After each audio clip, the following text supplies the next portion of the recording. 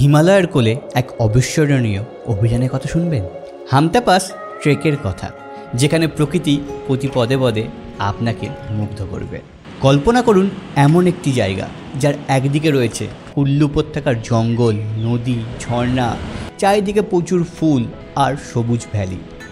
আবার অন্যদিকে রয়েছে লাহুল ভ্যালির শুষ্ক মরুভূমির মতো দৃশ্য, যেখানে গাছপালার দেখা মেলা প্রায় মুশকিল। হামতা পাস এই দুরকম জায়গার মাঝখানে এক মায়াবী পথ।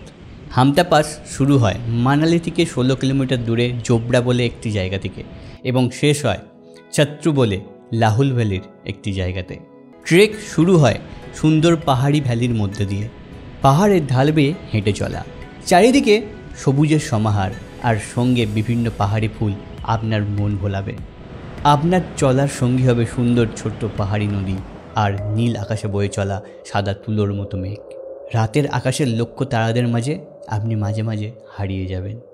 4 দিনের 25 কিলোমিটারের এই ট্রেলটির বেশিরভাগ জায়গা সহজ হলেও বেশ কয়েকটি রিভার ক্রসিং এবং পাস ক্রসিং এই ট্রেকটিকে মডারেট করে তোলে।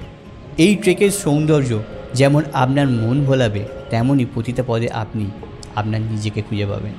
হিমাচলের এই সুন্দর ট্রেকটি আপনি কার বা কাদের সঙ্গে যেতে চান তাদের সঙ্গে এখনই শেয়ার করুন।